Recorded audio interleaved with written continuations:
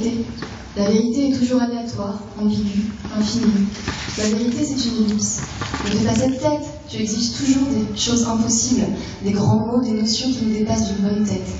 La vérité et l'amour, ce sont des merveilles, oui, mais les mots peinent à délimiter les contours des merveilles.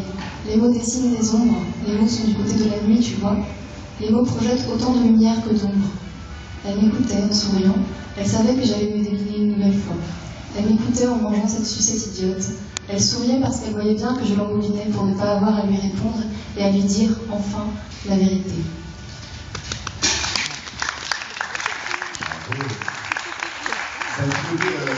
Ça peut pas faire de mal, on sera un peu sur France Inter.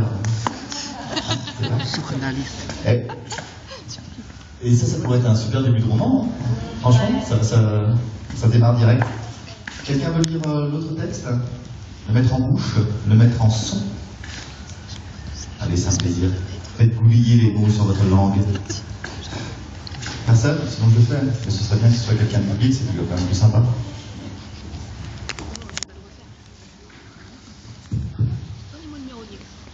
Tout commence toujours la nuit, dans cette histoire-là.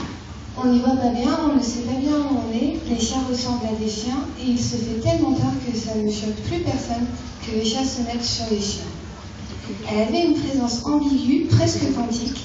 Elle était bizarrement genrée, comme on dit aujourd'hui, une sucette dans la bouche. Je n'étais pas sûre, peut-être un homme en fait. Je n'osais pas trop m'approcher, cette présence variable, un coup une femme, un coup un homme, présence et sexualité aléatoires, en même temps quelque chose de merveilleux, une merveille changeante, variable. Tout en passe. Oui, j'ai tout changé pendant l'ellipse. Je l'aimais. L'amour, c'est l'infini à la portée des caniches, comme disait je ne sais plus qui.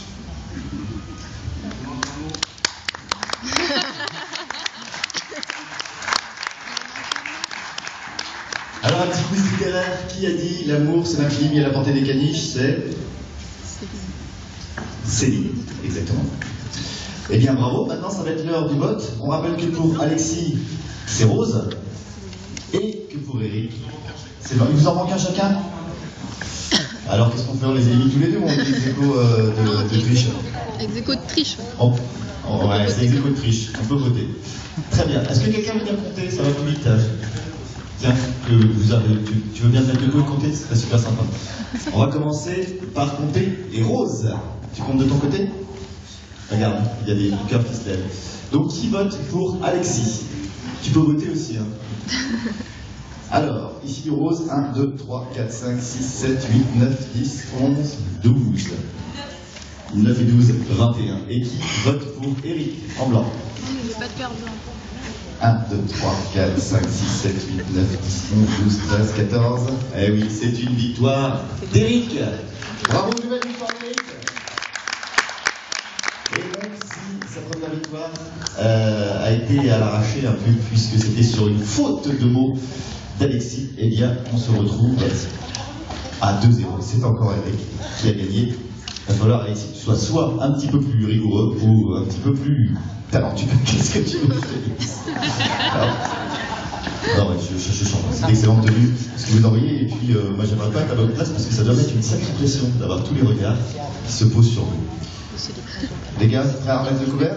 Vous voulez boire un petit vodka, un petit quelque chose, un petit pétard, un petit trace, comme les grands écrivains, pour être crédible, hein. Alors, dans ce cas-là, nous allons repartir avec les 10 mots suivants. Levez la main si vous voulez proposer un mot qui sera intégré à cette troisième manche, à cette nouvelle création littéraire. Déchirure. Papillonner. Papillonner.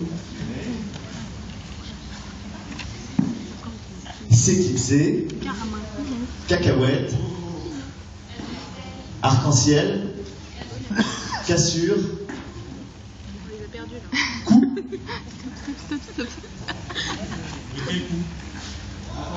Un coupé ou un coup? Un coup. Ça va? Vous avez le temps de noter, déchirer, papillonner, s'éclipser, cacahuète, arc-en-ciel, cassure, coup. 1, 2, 3, 4, 5, 6, 7. Encore 3 mots? Un baiser, joli. Bien joué, bien joué, bien joué, bien joué. Joli, bien joué. Bien joué. Séparation.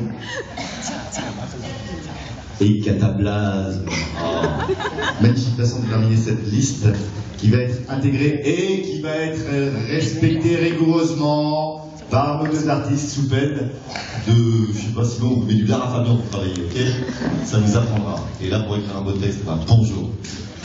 Attention, vous êtes prêts? 5, 4, 3, 2, c'est parti.